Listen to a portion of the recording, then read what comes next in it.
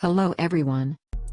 Get Amazing Profits revolutionary breakthrough software uses proprietary sleep sales technology to generate sales while you're comfortable tucked in your bed or out celebrating with friends. As a free bonus for just being here, Get Amazing Profits will give you a free gift worth $997.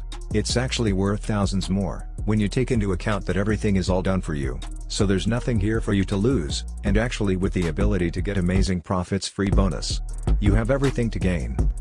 Get Amazing Profits, PSA, public service announcement, begins, now.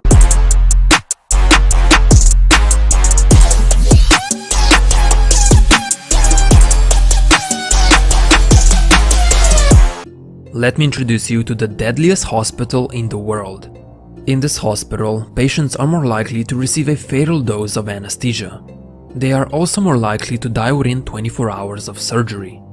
Nurses and other caregivers are less likely to wash their hands before treating patients. And cancerous growths are more likely to go undetected.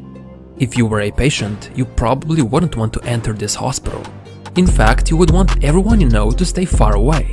However, the hospital that I'm talking about is actually located in your town. Everything that I've described is what happens in most medical centers around the world. To be more precise, it happens between 1 p.m. to 4 p.m. in the afternoon. And it's not just the medical profession that suffers. When students in Denmark have to take national standardized tests, they take them on a computer. But because there are more students than computers, they have to take these tests at different times. When researchers looked at 4 years of test results, they found an interesting correlation. Students who took the test in the morning scored higher than those who took it in the afternoon. For every hour later in the day the students took the tests, the scores fell a little more. Timing of the test wasn't everything, of course, but it was a large component. So what exactly is going on here? Well, you might have noticed yourself that sometimes when the afternoon rolls around, you become less productive. You're not as motivated to do the work, you have a harder time focusing, and even the work that you do is of lower quality. A lot of people around the globe experience this exact phenomenon every single day. And it has a name: the afternoon slump. There's a biological reason why this happens. You see, a lot of our bodily functions are controlled by our circadian rhythm. This rhythm works kind of like an internal clock. It controls our hormones, body temperature, blood pressure, and many other functions throughout the day. If you have ever wondered how your body knows when to go to sleep and when to wake up, it's because of your circadian rhythm. When it's time to go to bed, your body releases melatonin to make you feel sleepy. When it's time to wake up, melatonin secretion stops and your body releases cortisol to get you up and moving. Now, the circadian rhythm also influences our alertness and mental ability along with energy levels. Our cognitive abilities do not remain the same over the course of the day. We are smarter and more energetic during some parts of the day, while during others we are the opposite. For example, during the night we experience a massive drop in energy and alertness, particularly between 2 a.m. to 4 a.m. But we don't usually notice this drop in mental ability since most of us are asleep. However, upon awaking, our energy and alertness steadily increase over the course of the day until they reach a peak in late morning. That's when we tend to be at our cognitive best. But that peak is then followed by an afternoon low, which we call the afternoon slump. The low occurs approximately 7 hours upon waking up, which is usually between 1 p.m. to 4 p.m. for most people. This is what the afternoon slump is, a natural biological occurrence orchestrated by your circadian rhythm. This is why medical professionals make more mistakes, why students get lower scores, and why you are unfocused and unmotivated during that time. The afternoon slump is then followed by another period of alertness, but as our body gets ready for sleep, we experience a slow decline in energy. Every person's rhythm is slightly different, but the majority follow a similar pattern.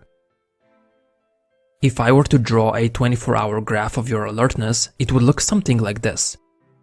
You can see how it slowly rises after waking up, until it reaches a peak in the late morning. Then in the afternoon, it dips down. When the afternoon slump is over, it bounces up again. Then as bedtime approaches, it slowly decreases. A big drop occurs in the middle of the night, which you most likely don't notice. And as you wake up, the cycle repeats all over again. Now, while the afternoon slump is natural, there are a few things that amplify it and make it worse. But there are also a few key habits that can help to reduce it. Let's first take a look at what can make the dip worse. One of the things is lack of sleep. This shouldn't be a surprise to anyone. When you get an insufficient amount of sleep, your mental alertness is severely reduced, especially during the afternoon slump. But if you're getting an optimal amount of sleep on a regular basis, the circadian dip is going to be less intense. I know that a lot of people try to get more time in their day by cutting on their sleep. They hope to get more done since they are awake longer, which is a rookie mistake. What those people don't realize is that they're functioning suboptimally throughout the day. Sure, they have more time, but they have a harder time focusing, and thus it takes them longer to get their work done. Likewise, people who get optimal sleep might have slightly less time in their day, but they have more energy and they function much better as a result. Getting more high quality sleep is necessary for optimal mental and physical performance. So get your sleep. 7 to 9 hours per night has been shown to be the healthiest for most adults. But optimally, you should be sleeping without an alarm clock and let your body wake up naturally instead of forcefully. Another thing that can amplify the afternoon slump is a big carbohydrate lunch. You know how grandma usually forces food down your throat when you visit her? Then you probably know that feeling of drowsiness that follows. You're lethargic, you can't move, and you feel like you're going to explode. Digestion can take up a lot of energy. Especially big meals give your stomach quite a workload. However, what can make it even worse are meals that are made out of simple carbs, such as sugar. When you eat simple carbohydrates, your blood glucose tends to spike up, giving you temporary energy. But that spike is then followed by a decrease in glucose levels, which results in a crash below your usual levels. When you pair this sugar crash with an afternoon slump, an irresistible urge to sleep might overcome you. So to avoid this massive crash at lunchtime, avoid big and heavy meals made out of simple carbs.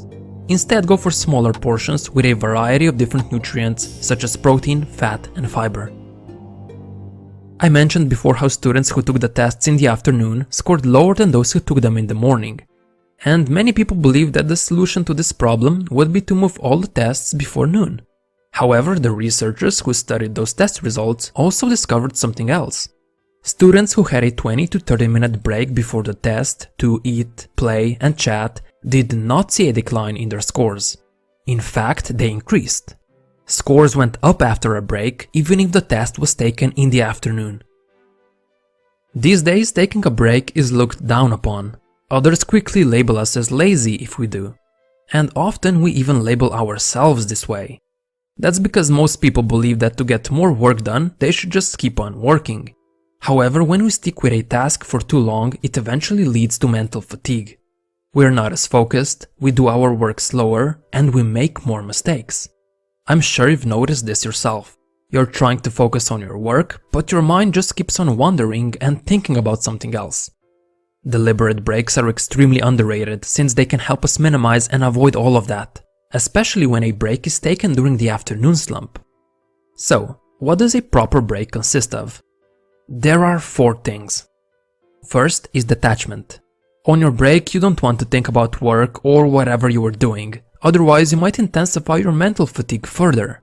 Instead, you want to psychologically detach and think about something that's not related to work and isn't cognitively demanding. Second is movement. Taking a walk will boost your energy levels, sharpen your focus, and reduce the feelings of fatigue in the afternoon. One study found that walking around for 5 minutes roughly every hour during the workday is more effective than a single 30-minute walk. So if you have an option, take shorter walking breaks frequently. If not, a longer walk break is still better than nothing. Third, go outside. Taking a short walk outdoors will rejuvenate you more than if you take a walk inside. Not only will you get more sun exposure, you will also physically detach from work. Fourth is company. Spending time with others, particularly with people you like, is a great way to recharge. However, if your job requires you to deal with other people, it might be better to spend the break alone, especially if you're more of an introvert. So, if you're looking for an ideal restorative break, consider a short walk outside with a friend during which you discuss something other than work. Yet another way to recharge during the afternoon slump is to take a power nap. Napping can lead to considerable benefits in terms of alertness and cognitive performance. A 5-minute nap has no effect, but a 10 to 20-minute nap is proven to increase mental alertness for 3 hours. A lot of people who try napping make one big mistake and end up feeling even worse after it. That's because when a nap is longer than 20 minutes, our brain begins to fall into deeper stages of sleep. If that happens, you experience something called sleep inertia. You know that feeling in the morning when you wake up and feel groggy, disoriented and sluggish? That's sleep inertia, and if you nap for too long, you're going to feel more tired and sleepy than before you took the nap. So keep your power naps short. You don't want to fall asleep during the nap, and you shouldn't think of napping as sleeping. Instead, you can think of it more like a relaxing meditation where you close your eyes, lay down and just let your mind disconnect for 15 minutes. Now, I understand that not everyone has the option to take a nap or a longer break during the afternoon slump because your workplace doesn't offer that flexibility. Or you might be one of those people who just want to power through it. If you fall into this category, I at least recommend not doing any important work during the slump. Instead, you should switch to something that doesn't require as much concentration. Things that are familiar, mundane, not as important, and can be done on autopilot. Easy tasks, basically. Your most important and difficult work should be done before or after the slump. That's when your cognitive abilities are at their peak and you don't compromise your work. Hopefully you now have a better idea about why the afternoon slump happens and what you can do about it. If you have the option, experiment with your schedule a bit and see how you could implement the tips I've talked about. If you enjoyed this video, you should definitely check out Dan Pink's book called When.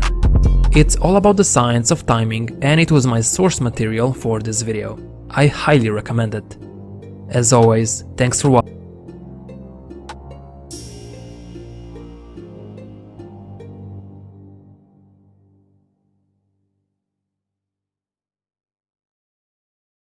Chronic fatigue.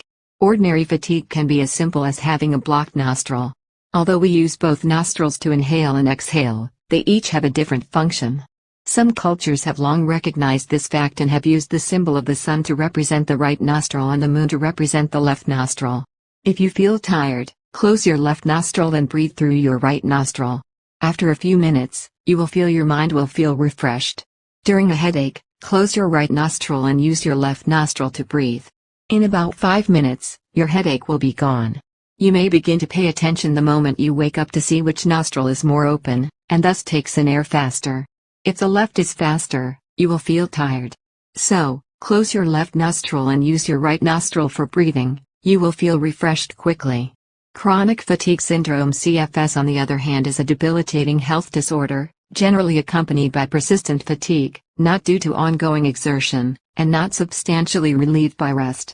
This disorder may also be referred to as myalgic encephalomyelitis (ME), post-viral fatigue syndrome (PVFS), chronic fatigue immune dysfunction syndrome (CFIDS), or several other terms.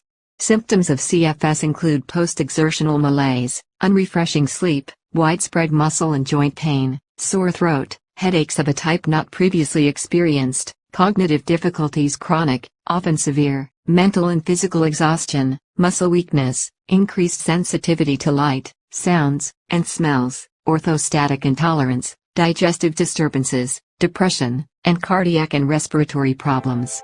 CFS actually results from widespread acidic toxins throughout the entire body. These acids dissolve body tissues, which causes pain and does not allow the patient to get proper rest. Yeast is a common factor, mostly because yeast thrives in an acidic environment. Yeast and fungus inside your intestines can cause muscle pain and symptoms of chronic fatigue, depression, and attention deficit disorder. It can also result in symptoms of fibromyalgia, headaches, lymph problems, and autoimmune disorders, including lupus. Yeast can also cause fruits and sugars to ferment in the intestines, creating a neurotoxin and low-dose alcohol toxicity. Yeast can move from the intestines and go into the brain. This can explain much of the mental fog and mental exhaustion. By cleansing yeast out of the system, most fibromyalgia patients can control some of their symptoms. Many people have successfully killed the yeast and fungus that are causing pain throughout the body by taking 1-2 droppers of shop-free marked pure silver concentrate 3x daily. Pure silver concentrate can also be diluted using purified water to inject into the rectum or vagina using a syringe or douche bottle. Use 1-3 droppers of shop-free marked pure silver concentrate depending upon the severity of the infection to each oz of water before injecting. When large numbers of yeast colonies are killed rapidly, the cleanse may be accompanied by 1 to 3 weeks of flu-like symptoms until the dead yeast is washed out of the body. Drinking plenty of purified water with shop-free Mart hydration drops concentrate added to it can help remove toxins that are being released as a result of any kind of detoxification program. Acidophilus supports a healthy intestinal flora, which is an important part of the body's defense against the overgrowth of yeast and fungus. Shop-free Mart Saga and Decal Boron also have antifungal properties, which in turn help control the growth of yeast. Shop-free Mart hydration drops, immunize, and Puramag concentrate supports proper pH by neutralizing acid in the body and should be a daily regimen for anyone suffering from pain. Copper is the mineral most associated with lack of energy and chronic fatigue because copper is necessary for the manufacture of ATP. Shop-free Mart Pure Copper Concentrate is the brand that I use and recommend. Shop-free Mart Pure Silver Concentrate can be diluted with distilled water and put into a spray bottle and applied to sore muscles once or twice daily as needed for pain or aches. Shop-free Mart Vitalize provides 22 amino acids and other nutrients that may help CFS. Liver cleansing is also very helpful. See Liver Cleanse. Taking shop-free Mart Pure Mag Concentrate and immunize regularly and putting a shop-free Mart Nano card under your pillow may help to improve the quality of sleep, allowing the body to be more rested, as well as providing fuel to the cells for a more pure energy. The energy derived from shop-free Mart Hydration Drops, Pure Copper Concentrate, Pure Mag Concentrate, and Vitalize is unlike any stimulant. It is more like putting high-octane fuel in a car that is struggling to run properly, on a low-quality fuel supply. To run properly.